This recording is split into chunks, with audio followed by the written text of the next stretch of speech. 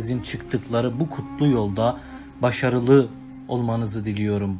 Sovyetlerden kurtulduktan beri 30 seneye yakın zamandır diktatör rejimle yönetilen ve kendi çıkarları uğruna siyaset yapılan Türkmenistan'ın asıl kurtuluşu yakındır.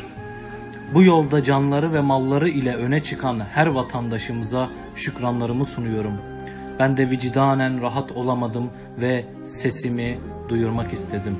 Her hakların çiğnendiği, insanların hor görülüp ezildiği dinin, kendi haklarını aramanın, özgür medyanın ve çoğu şeyin yasaklandığı Türkmenistan'ın şu anki yönetimine karşıyız.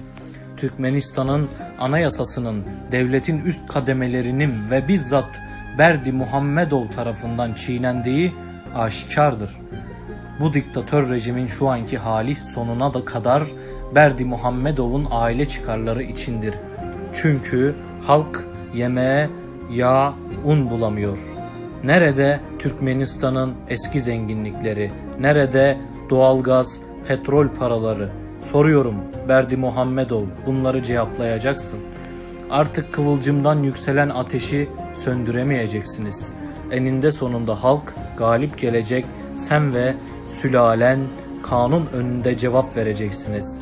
Sen kendi doğum günü partin için milyonlarca dolar harcayıp Jennifer Lopez deden kadını davet ederek o paraları nereden, hangi hakla aldın cevap vereceksin. Senin kanun bozmaların saymakla bitmez ama benim bugün burada anlatacağım şeyler çok başka. Aziz vatandaşlarım, bizim hepimiz kardeşiz. Ayrım yapan varsa bakmayın onlara. Onlar insanlıktan nasiplerini hiçbir zaman almamış demektir. Aziz kardeşlerim, biliyorsunuz ki Berdi Muhammedov kendi oğlu Serdar Berdi Muhammedov'u İnşaat Bakanı yaptı. Artık bir kademe kaldı başkanlık kürsüsüne. Eğer yönetim böyle devam ederse koltuğun ona geçeceği aşikardır. Kurbankuli Türkmenistan'ı kraliyet gibi yönetmek ve koltuğu kendi soyuna garantilemek için artık ayda bir veya iki kere torunu olan Kerim Kulu'yu medya üzerinden milletin gözüne sokuyor. Bu ne demek biliyor musunuz? Bu demek oluyor ki Kerim Kulu'yu milletin gözüne alıştırmak, onu yüceltmek ve gelecekte oğlundan sonra başkan yapmaktır. Buna izin vermeyelim. Hep birlikte dur diyelim. Millete dedesinden hayır gelmediyse oğlu ve torunundan gelmez. İnanabilirsiniz. Türkmenistan'ı bunlardan kurtarmak hepimizin asli görevidir. Aziz vatandaşlarım, anlatılacak o kadar çok şey var ki hepsini sizler de biliyorsunuz.